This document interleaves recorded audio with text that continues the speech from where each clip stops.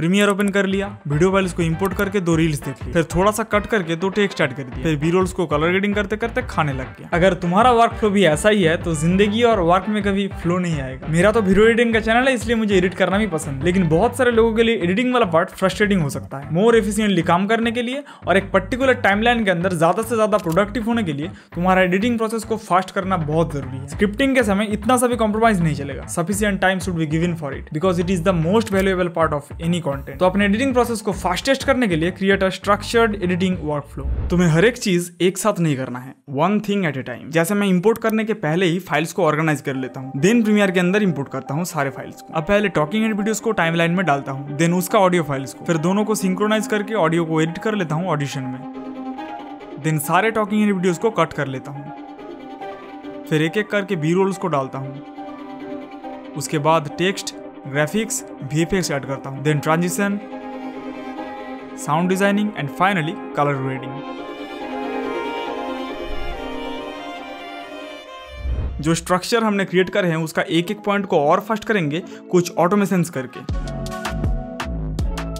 अगर तुम्हारे पास premiere pro है तो तुम्हारे पास ऑडिशन भी होना चाहिए, क्योंकि अगर तुम ऑडासिटी पर ऑडियो रिकॉर्ड एंड एडिट करते हो तो डायनामिक लिंक का फायदा नहीं उठा पाओगे। तुम्हें ऑडियो को ऑडासिटी पर रिकॉर्ड करके, एडिट करके, एक्सपोर्ट करके लाना होगा प्रीमियर के अंदर, लेकिन ऑडिशन के यूज करने से तुम सीधा प्रीमियर से ही ऑडियो को एडिट कर पाओगे और वहां पर ऑडियो को सेव करने से प्रीमियर के अंदर भी चेंजेस हो जाएगा।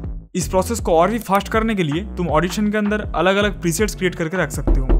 डिस्ट्रैक्शन बहुत खराब चीज है, इसे लाइव में से हटाना भी मुश्किल है, लेकिन वीडियोस में से हटाने के लिए काम आएगा today sponsor of the video, HitPaw object remover tool. ये एक AI powered object remover tool है जो कि सिर्फ फोटोज में से नहीं, वीडियोस में से भी अनवांटेड ऑब्जेक्ट्स को, पीपल्स, वाटरमार्क्स को भी एंड बहुत एक्यूरेटली बैकग्राउंड को भी रिमूव कर देता है, वो भी बस एक क्लिक में। तो हिटपो का एआई मैजिक को एक बार देख लेते हैं। तो ऐप को ओपन कर लिया है, अब टेस्ट करेंगे एआई ऑब्जेक्ट रिमूवल को। तो फाइल के अंदर से मेरा एक बी रोल को ड्रैग करके इसके ऊपर डाल देता हूँ एंड इसको मिनिमाइज कर देता हूँ। यहाँ पर 3 स्टेप्स का इंस्ट्रक्शन दिया गया है। यहाँ पर ये जो व्हाइट कलर का स्टिकर है ये थोड़ा बहुत डिस्ट्रैक्टिंग है, तो इसे रिमूव करने की कोशिश करेंगे। इसके ऊपर एक रेक्टेंगल ड्रॉ करके इसको सिलेक्ट कर लेंगे। अब एडजस्ट सिलेक्शन पर जाएंगे एंड यहाँ पर देख सकते हो स्टिकर को ये ऑटोमेटिकली डिटेक्ट कर चुका है। इसको थोड़ा सा एडजस्ट करेंगे रिड्यूस सिलेक्शन को यूज करके। यहाँ पर थोड़ा सा इरेज करेंगे और थोड़ा यहाँ पे फिनिश। अब प्रीव्यू लोड होने तक वेट करना होगा। नाउ प्रीव्यू पे टैप करके रिमूव को सिलेक्ट कर लेंगे और डन। ये बहुत अच्छी तरीके से ऑब्जेक्ट को रिमूव कर दिया है। नाउ एक्सपोर्ट कर लेते हैं।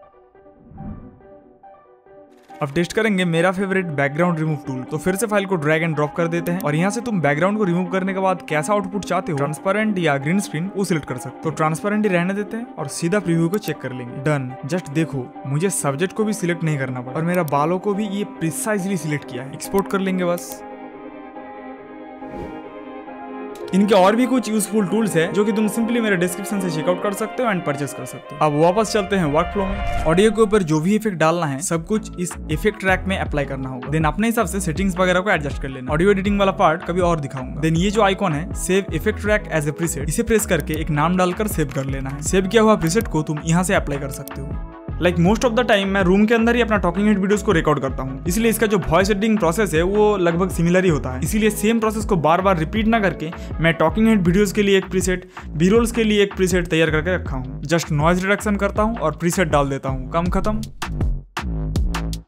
अगर अभी भी तुम सी प्रेस करके या रेजर टूल को यूज करके कट करते हो तो महाराज बहुत समय बर्बाद कर रहे हैं आप। पहले तो रेजर टूल को सिलेक्ट करो यहाँ से, देन क्लिक करो, देन प्रेस करो डिलीट। अब इस लेयर को खिसका के इधर लगा दो। ये सब ना करके प्ले हेड का लेफ्ट वाला पार्ट को काट करके डिलीट करने के लिए Q एंड राइट वाला पार्ट के लिए W प्रेस करो और सिर्फ काट लगाने के लिए E।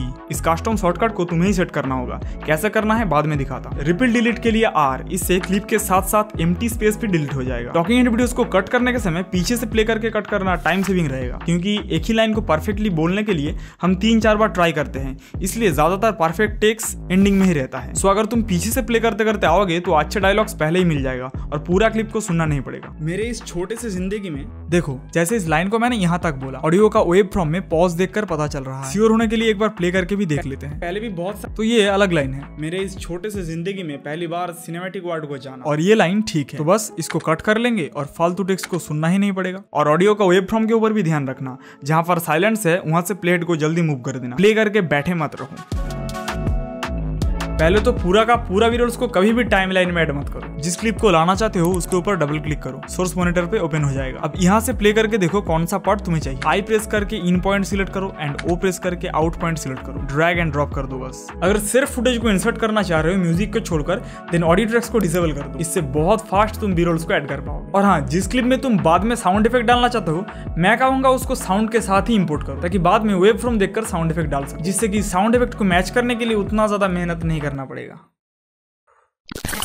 खुद का बी-रोल्स का एक स्टॉक तैयार करो। ऐसे कुछ वीडियोस तो जरूर होंगे जो तुम बार बार यूज करते हो, जैसे मैं टाइपिंग वीडियो या फिर मैं फोटो क्लिक कर रहा हूँ, मैं वीडियो एडिट कर रहा हूँ, ये सब बहुत ज्यादा यूज करता हूँ। तो इनको रीनेम करके एक फोल्डर में रख सकते हो। अगर किसी में साउंड इफेक्ट चाहिए लाइक टाइपिंग के लिए, तो उसके साथ साउंड इफेक्ट को ऐड करके सेव करके रख देना।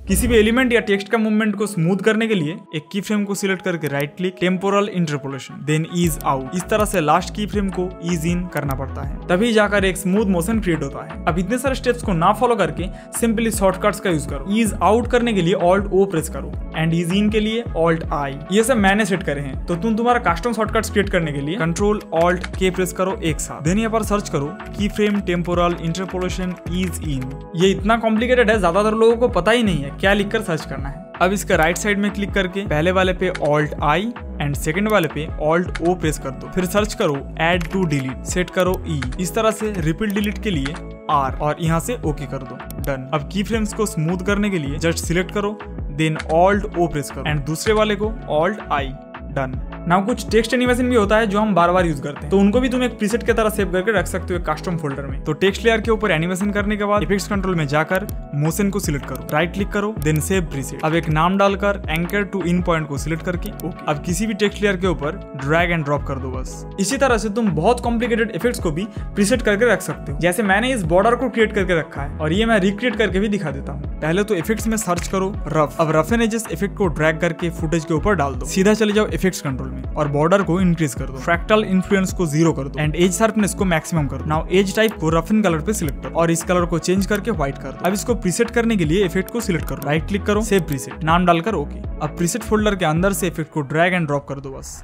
किसी भी टेक्स्ट लेयर या फुटेज को फ्रेम के बिल्कुल मिडिल में प्लेस करने के लिए हम बहुत सारा कैलकुलेशंस लगाते हैं, लेकिन ये सब ना करके जस्ट कंट्रोल प्रेस करके थोड़ा सा मूव करो, क्लिप या टेक्स्ट ऑटोमेटिकली मिडिल में स्नैप हो जाएगा। अच्छा, तो कुछ मोस्ट इंपॉर्टेंट इफेक्ट्स है जो हमें बार बार जरूरत पड़ता है, like Gaussian blur, crop, warp stabilizer. तो इन सबको भी बार बार सर्च ना करके एक कस्टम फोल्डर क्रिएट करके उसके अंदर डाल दो। अच्छा, कई बार ऐसा भी होता है कि हमें सेम इफेक्ट्स को मल्टीपल क्लिप्स पर अप्लाई करना है। ऐसे में हर एक क्लिप में अलग अलग करके इफेक्ट डालने की कोई जरूरत नहीं। जैसे इस बॉर्डर को मैं यहाँ पर सारे क्लिप्स पर डालना चाहता हूँ और साइज को भी इस क्लिप के जैसा ही एडजस्ट करना चाहता हूँ, तो उसके लिए क्लिप को सिलेक्ट करके करना होगा राइट क्लिक, देन कॉपी। अब इन सारे क्लिप्स को सिलेक्ट करके right click, then paste attribute. अब यहाँ से तुम जिन इफेक्ट्स को अप्लाई करना चाहते हो उनको चेक रखो और जिनको हटाना चाहते हो उनको अनचेक कर दो। जैसे मैं यहाँ पर साइज को भी एडजस्ट करना चाहता हूँ, इसलिए मोशन को भी चेक कर दूंगा एंड ओके। अब अगर देखोगे तो सारे क्लिप्स में इफेक्ट अप्लाई हो चुका है। ट्रांजिशंस के लिए भी एक छोटा सा ट्रिक, जो भी ट्रांजिशंस को तुम बहुत ज्यादा यूज करते हो उनके साथ साउंड इफेक्ट्स को ऐड करके वॉल्यूम के एडजस्ट करके सेव करके रख दो, ताकि बार बार ट्रांजिशंस पे साउंड इफेक्ट ऐड ना करना पड़े और वॉल्यूम को भी एडजस्ट ना करना पड़े। ये सारे छोटे छोटे टिप्स है, लेकिन इनको अगर तुम एक साथ यूज करोगे तो तुम्हारा बहुत समय बचेगा। यहाँ पर भी सिमिलर टेक्निक है, तुम्हारा मोस्ट यूज्ड साउंड इफेक्ट को एक कस्टम फोल्डर के अंदर रख दो और एक साथ मल्टीपल ऑडियो ट्रैक्स का वॉल्यूम को एडजस्ट करने के लिए सबको एक साथ सिलेक्ट करके जी प्रेस करो और अपना वैल्यू को लिख दो। अब आता है सबसे मजेदार काम, जब सब कुछ कंप्लीट हो जाएगा तभी जाकर कलर ग्रेडिंग पर हाथ लगाना। पहले तो नाइट लाइट को ऑफ करो, अगर तुम यूज करते हो तो तुम्हारा स्किन टोन के लिए एक प्रीसेट तैयार करो, बी-रोल्स के लिए एक प्रीसेट तैयार करके रखो। अब तुम कहोगे तूने तो पहले कट करने के लिए बोला, अब क्या मैं हर एक क्लिप में अलग अलग करके कलर ग्रेडिंग करता रहूं? बिल्कुल नहीं। ग्रेडिंग को नॉर्मली अप्लाई ना करके सोर्स क्लिप के ऊपर अप्लाई करो, तब तुम देख पाओगे उस सोर्स क्लिप का कट किया हुआ हर एक हिस्से पर कलर ग्रेडिंग अप्लाई हो चुका है। किसी भी क्लिप को सिलेक्ट करने के बाद इफेक्ट्स कंट्रोल में लेफ्ट साइड पे तुम उसका सोर्स क्लिप को देख पाओगे, तो उसको सिलेक्ट कर लेना है और हमारा प्रीसेट को ड्रैग एंड ड्रॉप कर देना है बस। अब अगर देखोगे तो सारे काट किया हुआ पार्ट्स पर कलर ग्रेडिंग अप्लाई हो गया है। 20,000 सब्सक्राइबर पूरा होने पर एक बिग अनाउंसमेंट होगा, तो वो जल्दी पूरा कर देना। अब तुम अपने एडिटिंग प्रोसेस को फास्ट कर लो, लेकिन क्वालिटी को ज्यादा कॉम्प्रोमाइज मत करना। और अगर तुम एक बिगिनर क्रिएटर हो तो तुम्हारे लिए ये वीडियो बहुत जरूरी है। जल्दी मिलूंगा अगले वीडियो पर, तब तक के लिए बाय।